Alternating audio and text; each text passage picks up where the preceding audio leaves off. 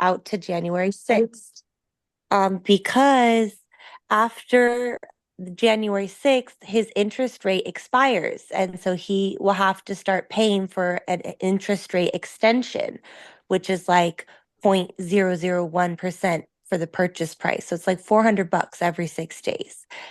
And then she goes and answers me. And so we will extend and close on the 27th, and she will be out at 9 p.m. on the 27th, as if her word in a text message is solidified and therefore legal and binding. And she's like, I've got to get the husband to sign. And then she goes on to tell me this is a want in one hand business. You'll drive yourself crazy trying to control what you can't control. And then I say, that's all good. I'm just saying it's not official unless it's in writing. And she's like, obviously, we make the agreement and then write the addendum. And I've just been saying, well, I need to schedule a walkthrough. Give me the 22Y. And then she goes as far as to writing me when I never responded after this. You're making me wish I would have gone back to the other offer and given them another chance to resubmit their offer, as if I'm so terrible to work with. uh, So we went in and talked to Jade in EXP World and said, Jade, what happens if they never get us this 22Y because the husband's obnoxious and cares about his money more than his kids and his ex-wife having somewhere to live? What happens if she's not out on the 20th when we're supposed to take possession? And basically it comes down to she's got to be out if it doesn't change. And basically it would come down to, if we don't get the 22Y, you call the sheriff and they're removed and everything still in the house is the buyer's, because the house which is no longer theirs when closing happens.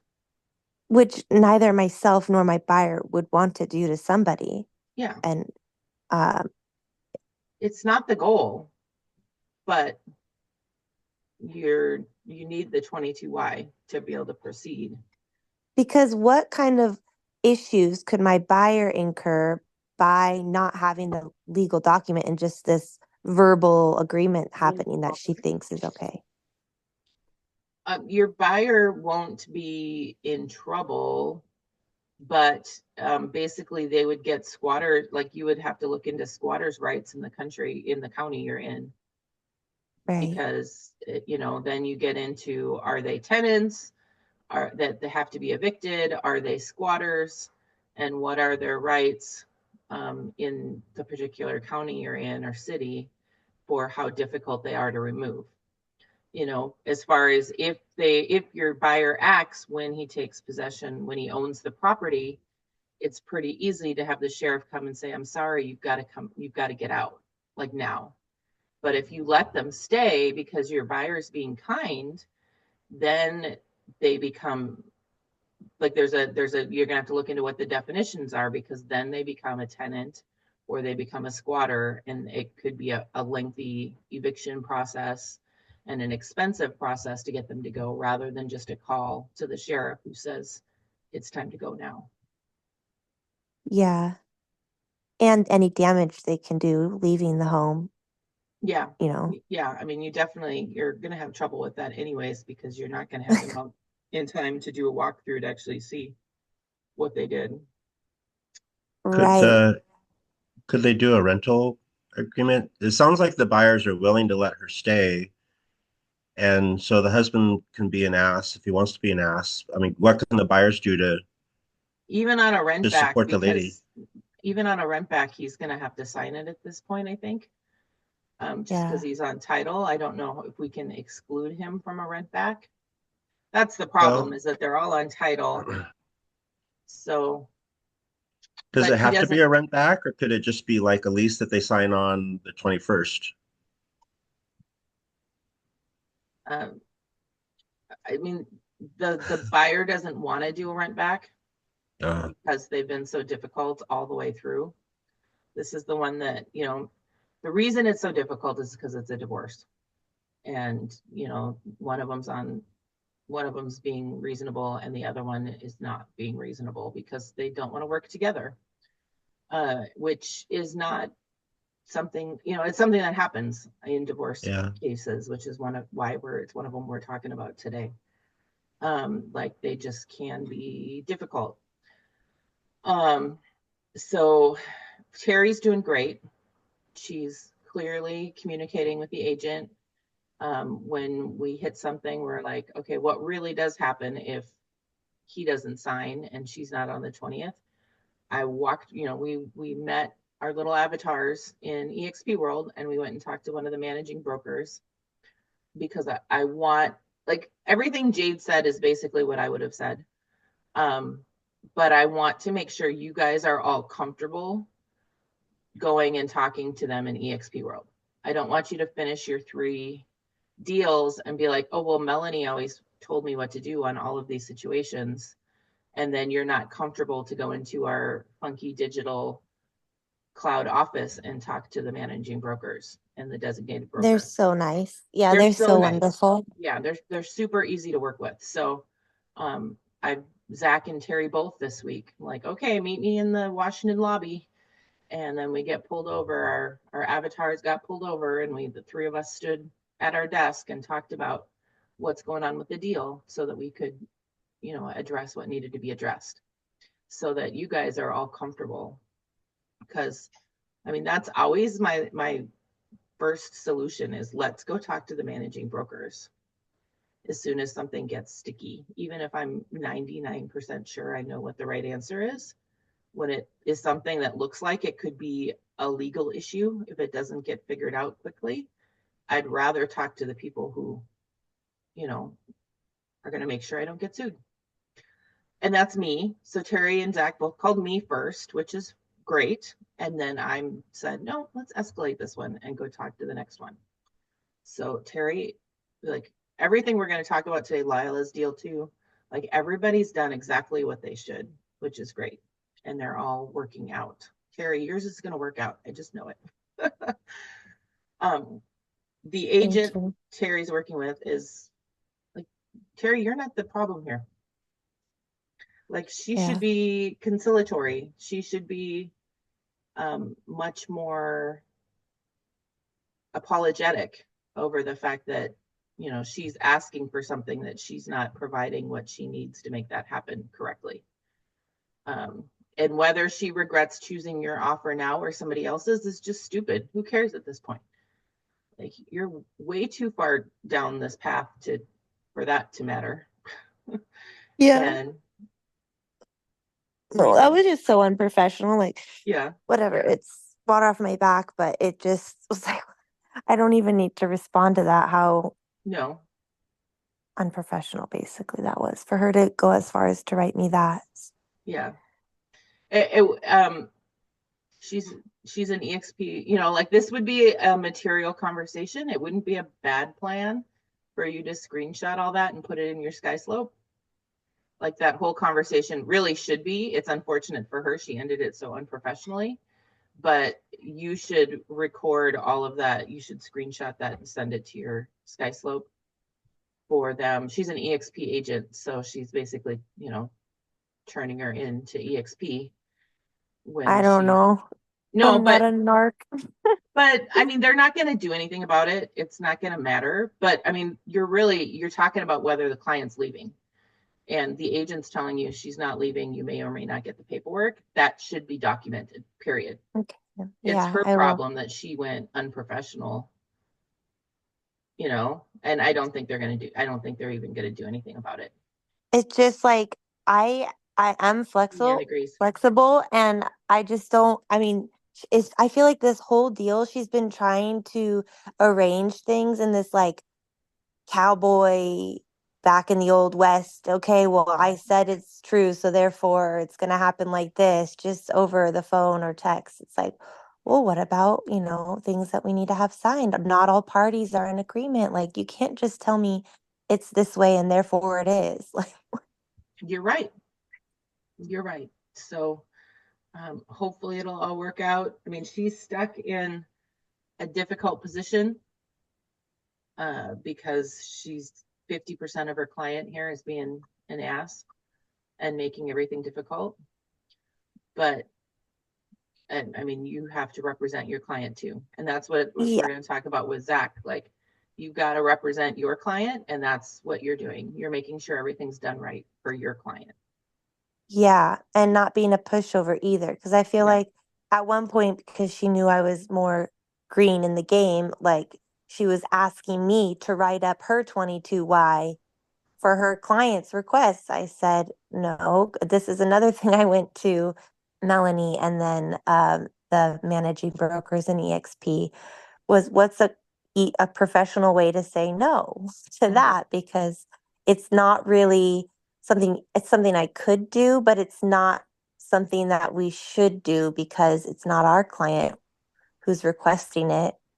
And Yeah. so Yeah, like you're totally legit to say, especially on this one, you just finally got a date on it. I mean, I don't know how she thought you were going to write a 22Y, which is without a date. yeah, which is a changing date addendum. This is also the agent that criticized Terry because she put an expiration date on her offer and her clients didn't move fast enough to have the offer not expire. And she said, well, you should just leave it blank so we could fill it in. But that's not how it works. Like, the offer still expires, even if you don't put an expiration date. It would have expired at the exact same time. So I think your agent needs a mentor. This To teach agent's her how- crazy. Yeah. The Oh, agent- we're on like mid-level crazy. I think now we're gonna move on to Zach. Zach, are you still awake? Yeah, I'm here. Are you celebrating today? Are you like drunk already? Because you had quite the week. No, I'm not drunk yet. I actually went to pick up my check. Oh, did you? Good. Good Yeah. for you. I'm so glad. All right, Zach. I didn't really think Zach would be drunk. The only reason I said it is because he had worked all night long, so we really are late at night for him. But Zach has earned his stripes on his first deal that closed yesterday. So congrats, Zach. Yay, Zach! Congratulations. Thank This you. was Appreciate it. this ended up a beast this week. So tell us about your deal, Zach. Why was this so hard? Okay, so initially my deal, going into it, I didn't know it was a for sale by owner because of how he listed it. It was listed on one of those like just MLS only organizations, right? Like they just paid to have the stuff on there, but they don't actually represent you. They just put it on the MLS so you can see the listing on the MLS. And so then on the MLS imported some random person. So I had eventually, after we signed the contract, we had to go in and write an addendum up so that that agent's name is taken off. And then later found out the house was in a trust. Oh yeah, it's an inheritance thing too. That's always interesting.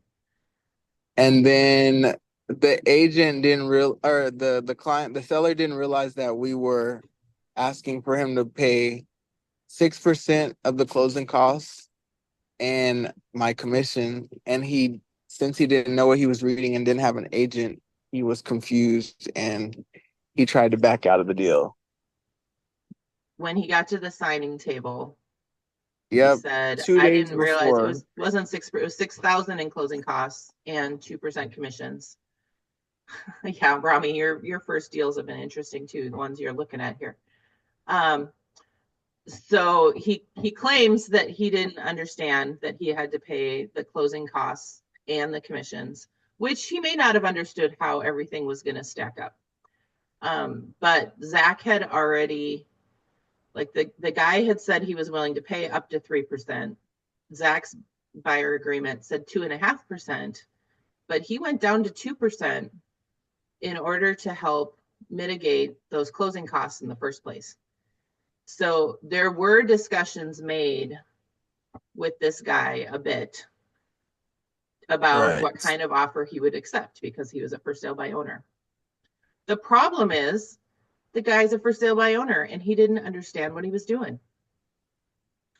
And then after they went under contract, he got higher offers after he's already pending and he can't take a higher offer.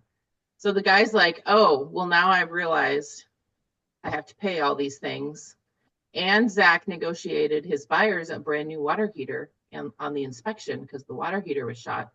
So Zach did a really good job representing his clients. The seller paid more than he would have had he had an agent. Had he had an agent, he probably would have had multiple offers and he would have had somebody explaining all the terms and negotiating back harder. But he chose to be unrepresented. Christopher, did you have something?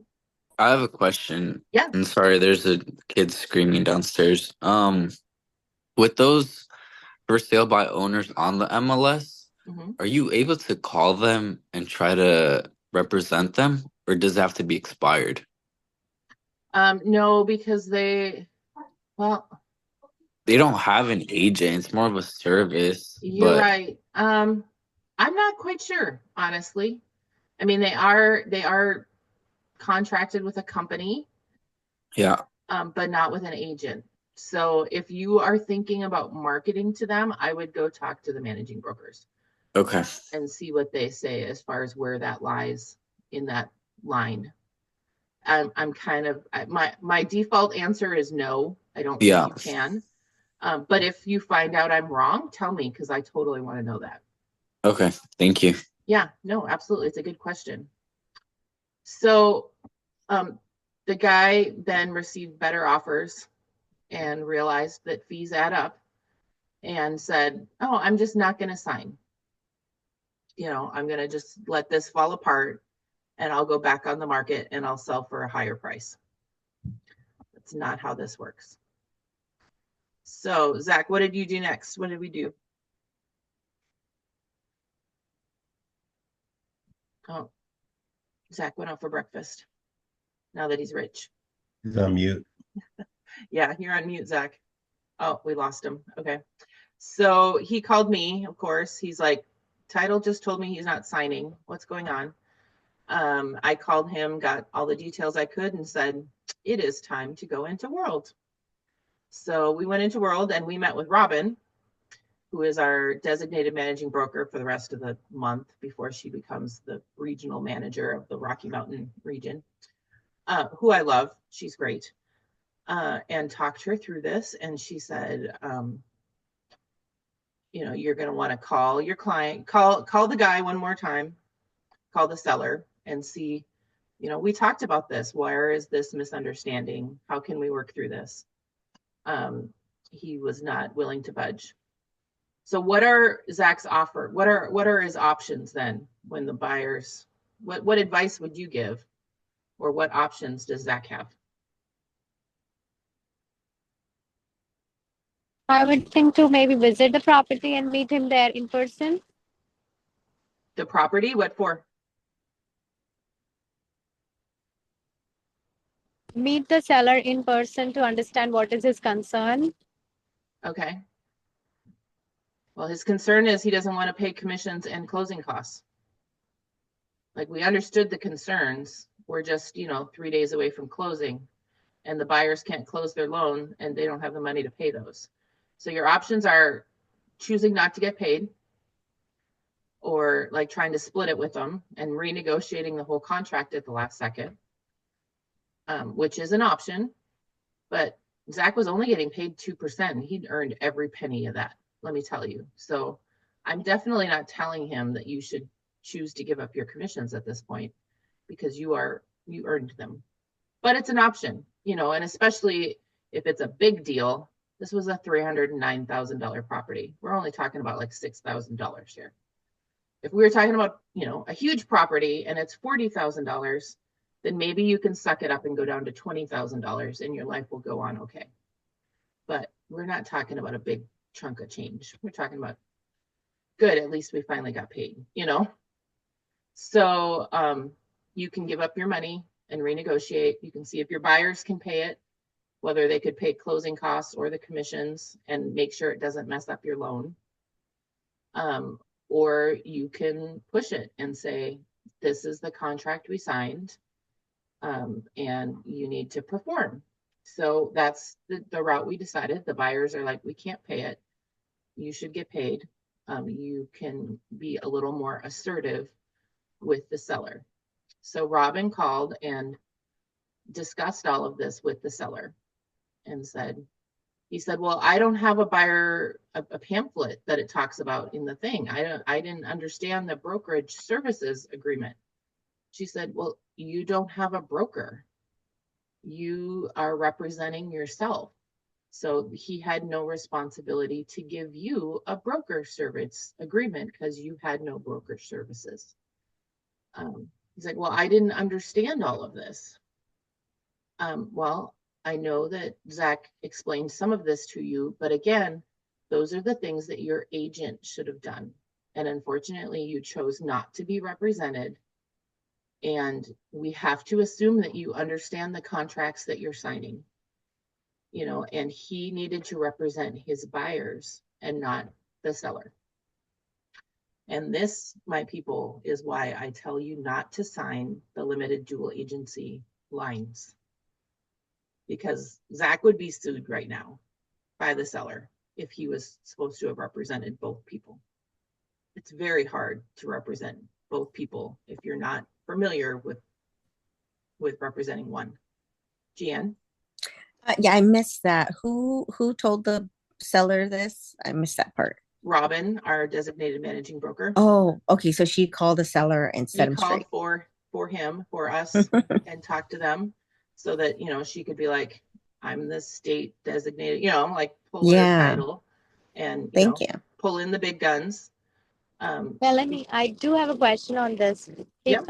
As per the new NAR rule, he's not in compulsion to make any commission or payment for the buyer's agent, right? No, he doesn't have to, but he signed the contract saying that he would. But then is it like, I'm not sure where is it marked? Is it the purchase and sale agreement? Because we just show that in purchase and sale agreement that this is the commission that the agent will get. But where it was a condo form, so it was a form 28. So the line numbers are different, but if it was a form 21, it would be line 17. I think it's like 19. The first part of the line says, what offer is the seller offering for commission? And it said none listed. He did not offer a commission in his listing. Then line 2, what are we asking the seller to pay for buyer broker commission? And it said 2%. Makes sense. Yeah. So, and he talked to him ahead of time. Are you willing to pay any commission? They'd had that talk. So after Robin talked to him and said, you chose not to be represented and you got into a binding contract that is not really an option now at this point. Like, you are legally obligated to perform. And if you don't, so, we can't say I'm not suing anybody. Zach can't sue them. Like, EXP's not going to sue them. So you can't say we're going to sue you. So what she said, and and bring us in, you don't have to do this yourself if it gets messy, but what will happen next is we will advise our client that they should put a cloud on title, so you cannot sell to anybody else immediately, and they will pursue suing you to get the courts to force you to sell according to the terms of our contract.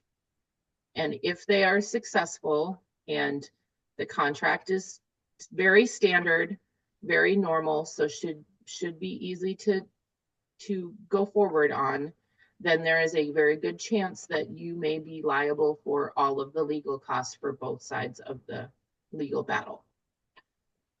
So consider that if you are going to choose to continue to hold this up and not perform on the contract, because that may be, you may still have to pay the commissions and the closing costs because that's the contract you signed, but you may also be liable for legal fees, and you won't be allowed to sell to somebody else right away for a different amount. And go ahead, Robbie. Just a question. How come is it I know it's easier to bring in the big guns, but is this something that Zach could have said also? He could have. He totally could have. And I probably would have. but it was his first, like if I you're not see. It's just confident, easier. Yeah, I yeah. get it. Or Okay. or if you want somebody with a bigger title or whatever, like Terry said on hers too, like they were kind of pushing her because they knew she was newer. And so Zach had, you're right, Apurva, this is why you want an agent. Absolutely. Mhm. Zach had called me a couple times saying, he's asking about this, and he was concerned his contracts were wrong or he'd done it wrong. And I'm like, you've done everything right. You are doing it right. Your client, or it's not your client, the seller does not have an agent and doesn't understand. And they should have an agent who explained those things to them. So you're in a position of having to do both, but you're not representing both. You're only representing your buyer. So he had a definite tightrope to walk of representing his buyer and informing the seller as much as he could. So yeah, if you're confident, that's all stuff you should say. You can say. I have a question. Yep. In the end, and maybe I probably missed you saying this. In the contract, did Zach get the seller to pay buyer commission? Yeah, he paid 2%. Oh, okay. And the seller claimed that he paid 2%, and he also paid $6,000 in closing costs. And the seller claimed he didn't know he had to pay both. And he used all normal forms. He did it all very standard.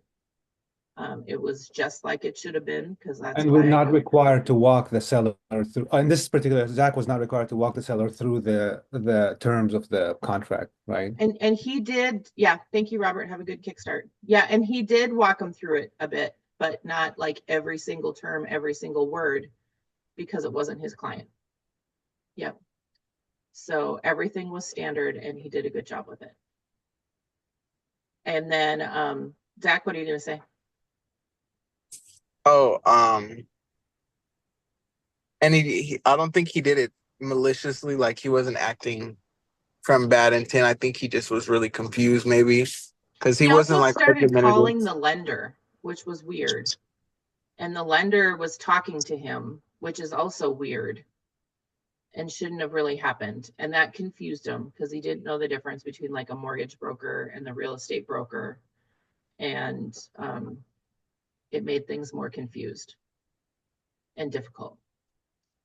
Yeah, so I think he was confused. I hope none of us with these deals that have been a little wonky get bad reviews. Your buyers should think you're fabulous, and you're not going to ask that other agent for a review. Oh no, but like someone malicious who Yeah. wants to sabotage you, and from her words, that's my feeling is she would go that far. Well, I would, if she does that, you let me know and we'll see if we can figure out how to take care of it. I don't think Zach Seller is suave enough to figure that out. That's the whole problem. That would be yeah. He needed an agent. He should have had an agent walking him through it, and he chose not to. Is there anything else? Is there any other documents that have to be uploaded to SkySlope now that we're closed? You should do the settlement statement by Rami, and let them know. With just the final settlement statement is all you're going to need. Did you get that address one signed? Yes. Okay, so put that in there too. Okay. So we checked in with escrow the next day, and they said, oh, the seller emailed us and said he's going to go forward as the contract states.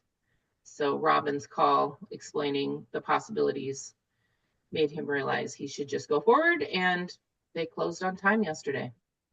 So it worked out in the end for everybody, just like it was supposed to, but it made Zach sweat for a while.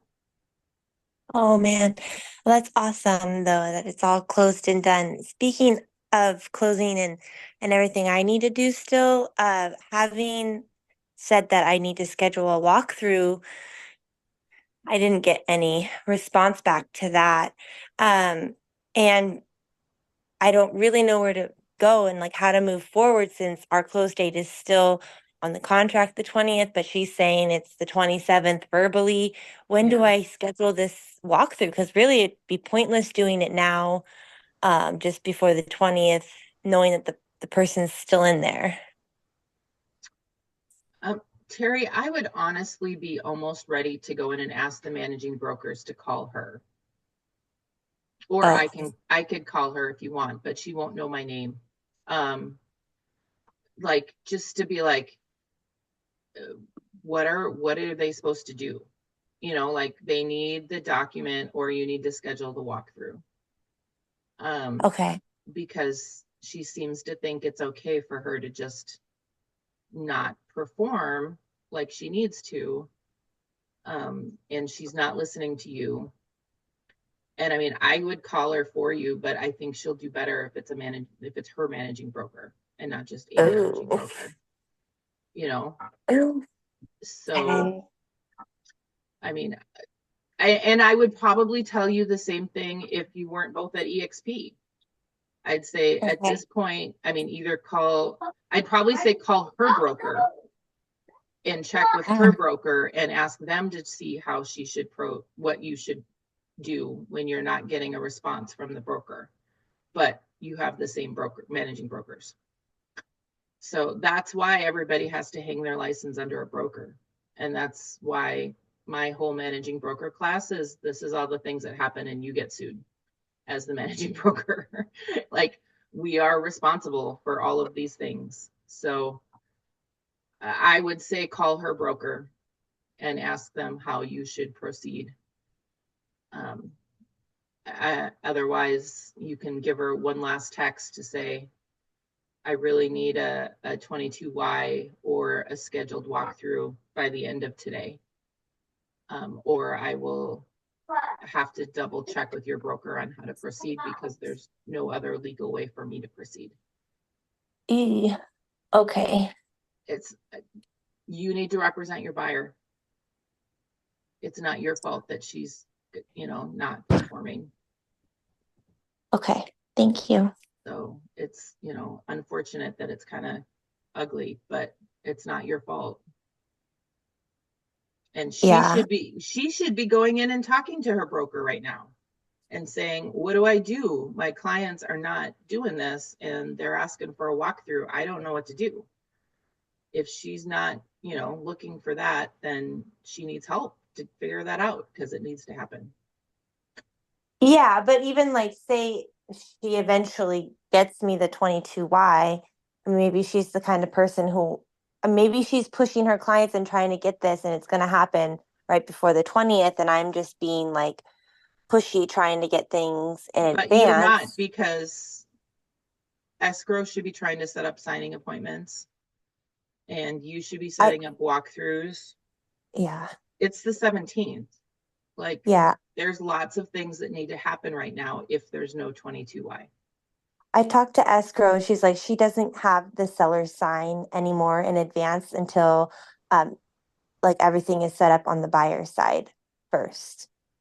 Mm-hmm. So at least that won't happen.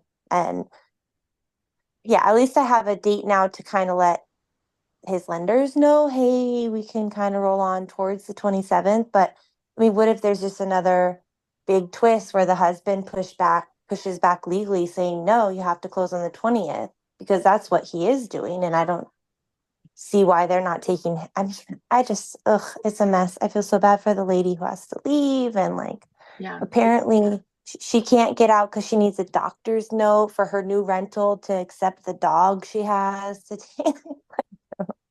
And that's why if we can't. Dog is really a service dog, then you shouldn't have to worry about going into that apartment with that dog. No, you know how people like just get like notes, and nowadays you can. I know. It's not a guide dog. It is a service dog because she's deaf, or partially deaf. But well, then she should have it with her when she's not home. Well, I think it's more like one of those. It's comfort an emotional support animal. Emotional support animal. It's not one I'm gonna go in and see in person. It's not a nice dog. Yeah. So that's why I'm calling BS on it. So we're about to shut off. So Lila had a for sale by owner also that was a little complicated. less complicated than these two. So I'm glad that we had Terry and Zach here to talk about theirs. The moral of the story is call me in and we'll call in the other big guns when, you know, like, and don't be afraid to use your managing brokers. That's what they're there for. And they're fabulous. And they will go to bat for us and make sure that you get through everything. We have a really good system at EXP to take care of each other.